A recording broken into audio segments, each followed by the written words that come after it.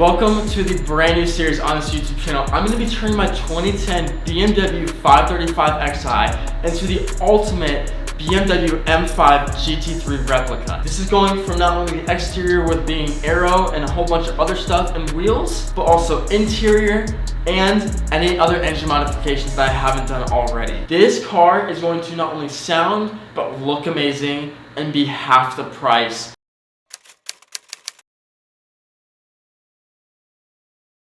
Here's where I'm gonna get probably a lot of hate. So this, I believe, is a 65-inch wing. It can create like over 700 pounds of downforce. It is trunk mounted, which means that the current duckbill wing that I have on there, or the duckbill spoiler, it's just 3M'd on there. So I can take it off and put it back on whenever I want to. This one's gonna be permanent, and it looks really cool, but I'm not gonna show you right now. So this is where, again, I'm gonna get a lot of hate because since this is full carbon fiber, there was a lot of mistakes on this, so like holes and cracks. For instance, you can possibly even see this crack here, but it's not, this is more like a scratch. Instead of buying carbon fiber pieces in resin, I actually just used Bondo. So all that clear stuff, all the shiny stuff is resin. Look, as you can see, that's where the Bondo is, so it's not like super noticeable, and honestly, I don't even care that it is noticeable, but the rest of it looks really good. The idea of using resin was to basically fill in all the scratches, all the gaps and everything, and make sure that it looked like a one piece of carbon fiber that wasn't touched. And that was a big problem on these guys especially, but now that these guys have it on there and it takes 10 hours to cure, these guys look amazing. The only problem is when you look on the side here, this is when you start seeing the defects. So as you can see, I'm hoping that I can sand this to make it fully flat, and then what I'm gonna do is put a clear coat on there, and then after that, it should be good to go. All put together, new bolts, everything's done, and then on the car. But in this video as well, we got a charge pipe, we got a blow-off valve, and then we have downpipes. Finally, that's literally the first mod I should have ever done to this car, was downpipes. Not dual cone air intakes, downpipes. So, with that being said, I'm gonna flip to when those things are in, and then we can actually put them in. I'm excited, and I'm happy that I'm finally doing it. All right, so as you guys can see, we got new lights in the garage, which this is huge. These are 16,000 lumens powerful, which we're gonna get 2 of them. We're gonna get another one. It's literally right over there. So I've gotten pretty much every upgrade in. I have the downpipes, charge pipe, and the blow-off valve. So I'm gonna show you guys what they look like. We're not gonna install them yet. Just follow later into the video when we actually do. Because we still have to move this car and then move my car to this side, or at least in the middle. That way, 1, I can work on it, and 2, I'm not bumping into stuff. Here they are. Also, I'm really sorry you're gonna be hearing the heater. It's really cold in here. Like, it's 56. It's pretty bad. Downpipes, charge pipe, blow-off valve. I'm really hyped for this. Believe it or not, if you guys are into cars, you should 110% be upgrading your downpipes before any other mod. I unfortunately did not take that route. I actually, believe it or not, never got into modding my car until I got into a crash, and that's where this whole process began. So if I didn't get into the crash, I don't know if I would have ever modded my car, in all honesty. But now that I am, I'm thankful that I am, but at the same time I'm not, because there is so much money that I've spent, and I'm not getting sponsored by any of these people, obviously. Again, these are the downpipes. Wow. Wow. I think these are a 3.5 inch. These are for the O2 sensors, it should be at least. And this is the other one. They have this, which I'm assuming is more like the O-rings and everything. We have a gasket, and we have brand new screws.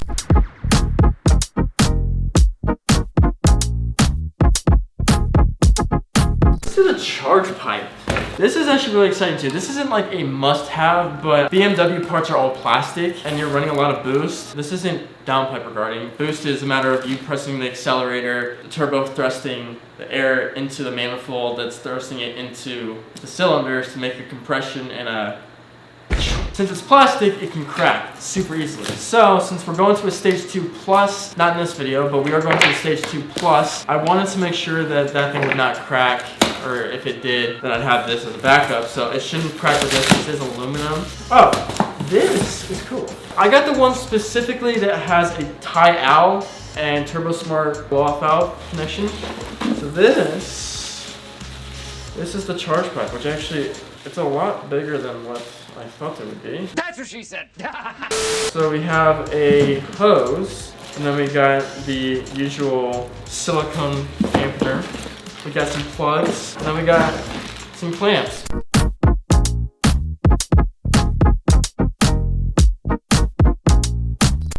Last but not least is putting the blow-off valve on the charge pipe to make a little sound from the turbos. So if you guys didn't know what a blow-off valve does, it essentially eliminates an excess amount of turbo pressure to the manifold. It's going from the charge pipe to the manifold. It basically saves your engine a little bit. Because I don't know 100% of what I'm talking about. I'm just very, very excited, and I think I know. Now this could come in different colors. This one's not from VRSF. This is actually from Euro Tuning in Tampa, Florida, which huge shout out to them. I did pay for it, but super fast shipping. This is cool. Wow, it looks like, oh my God, it looks like Tony Stark's heart.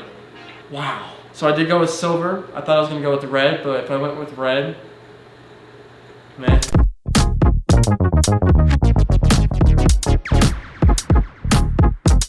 Come up with a slight problem here, and I'm trying to install these beautiful downpipes. So these guys here, very trusted, reliable, go on the jack points that are over there to make sure that this car doesn't fall, because if I'm under there and this thing somehow just quits, I'm crushed to death. So I don't even have enough access point room to the center over here, which is about right there, and that is only about 6 inches, and this guy's about 8 to 9. You're probably asking yourself, why didn't this guy think about the stand before purchasing everything?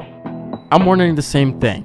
So let's move on to the charge pipe install. So believe it or not, on an N54 E60 535xi, the charge pipe is actually right here, and then the blow-off valve, I believe, will go exactly where this guy is. So I don't have to take off all of this, fingers crossed, but I do have to take off this, which is air supplied from the front grille to the dual cone air intake, so I do have to take these guys out. Essentially, I think that's basically all I need to get out, because again, the charge pipe is right here. It may seem like I know what I'm talking about with a very simple upgrade, but it's about to take a super dark turn. You see, because the very first upgrade I ever did with my car was a front mounted intercooler. Basically this thing you do last in a car. And as you continue on with the video, you notice that I don't actually have the front mounted intercooler charge pipe section actually mounted correctly. So it makes everything as a simple upgrade a very hard and difficult one.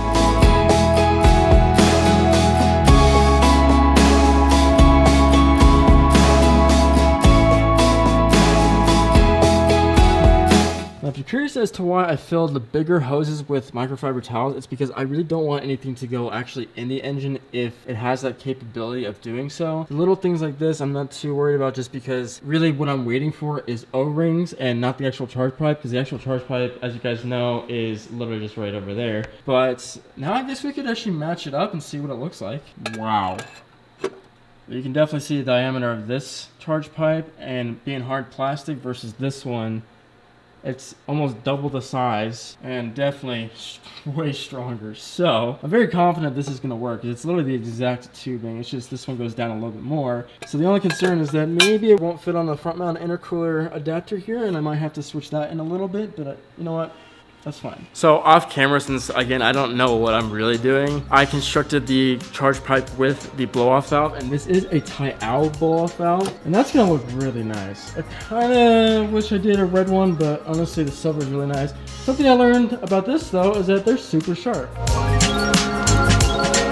And here we finally have the throttle body to charge pipe O-ring. This thing literally got delivered at 12:39 a.m. And since I daily drive this car, I had to put everything back to where it was. Now the only difference here is that we're taking the charge pipe off this time, and there is a sensor in the back of the charge pipe.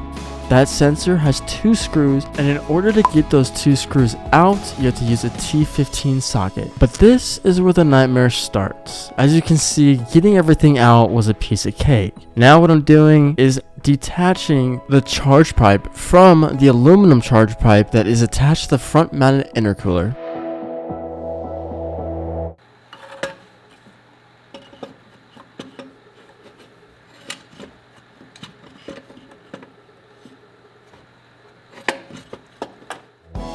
So as you can see, it looks like everything can fit when it's out of the engine bay. But now I'm realizing that the charge pipe is massively bigger than the OEM one.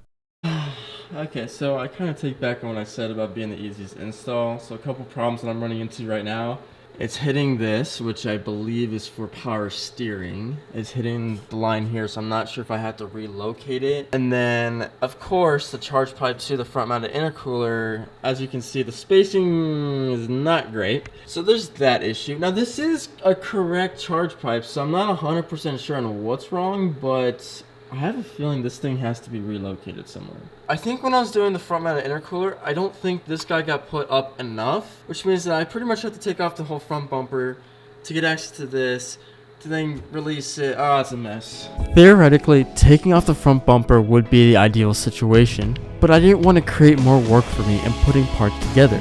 So instead, I struggled trying to loosen the clamps to move the front mounted intercooler charge pipe upwards, and then I finally got it.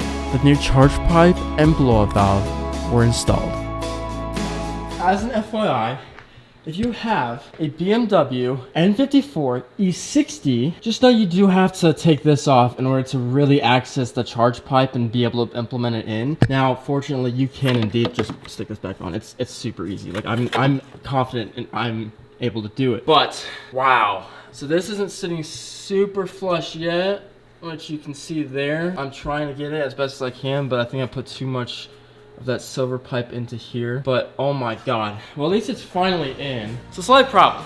The silicone hose that comes with the blow-off valve and the charge pipe, well, one, it fits perfectly, but two, the only problem is it's too short. It's probably about 3 or 4 inches too short. Meanwhile, I do have extra red hosing, but the only real problem with that is that, well, this is the problem with vacuum hosing, is that if it's 2 different sizes and it's not meant for the right one, then you got a real problem. So red hose is significantly smaller. It's probably about half the size, both the entire length, but the opening and the actual diameter of everything. So I'm hoping that it works. Because in the meantime, we're gonna have to use this because I literally cannot get this to stretch far enough. So when you buy the charge pipe or the blow-off valve, I'm not sure which one it came in because it's been a little bit since I've opened them, but it comes with an adapter, so you can essentially attach 2 different hoses on, because this one actually is too big to fit on the other one here that's on the manifold. So my assumption is that if you can fit one of these smaller hoses on the blow-off valve, I mean, it's not really gonna make a difference. It's just gonna make a difference when you try and take it off. And it is harder, I'm not gonna lie. And now that I successfully got the charge pipe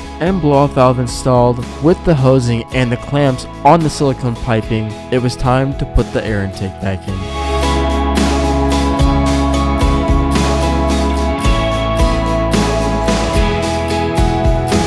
I cannot tell you how beautiful this actually looks, but the real test is to see that if it actually works. So I'm gonna turn this on, and I'm gonna hope that when I rev it, it applies the boost, and then we'll go for a drive and hope that God it works. Okay.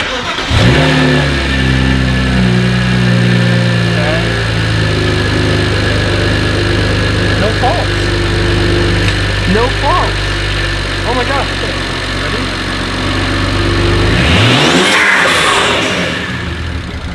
Uh-oh, that's fire, that's fire. Oh, that's not good.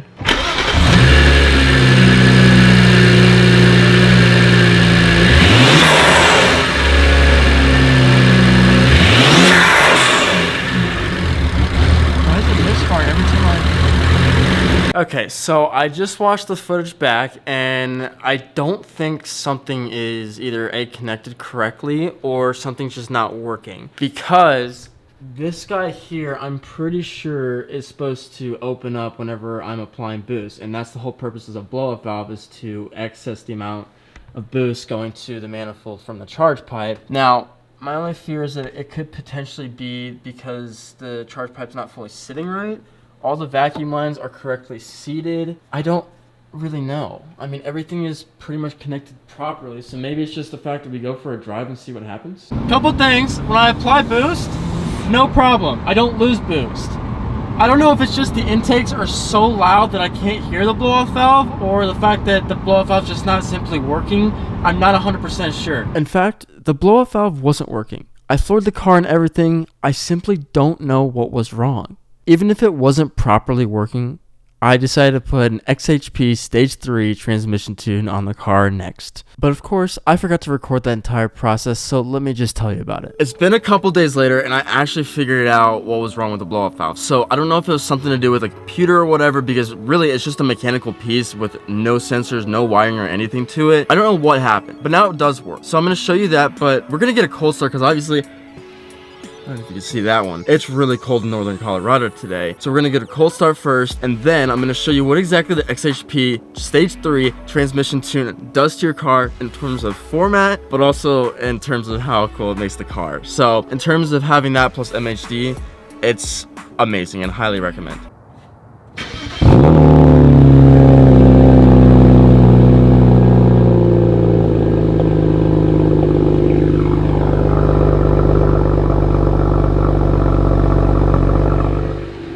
It sounds so good, and that doesn't even have downpipes on it yet. So the one thing I figured out is that since I'm only making a max of maybe 14 to 16 PSI, this thing's a 10-pound PSI spring, which means that basically I have to be making almost all the pounds of boost just to get the blow-off valve to be activated. But also check this out. So this is what the XHP transmission tune does. Right now I'm like in a drive sport, and this is just normal. And this is sport. And then ready? Here's the blow-off valve. We're gonna get it. Ready? 3, 2, 1. Oh, you can kind of hear it.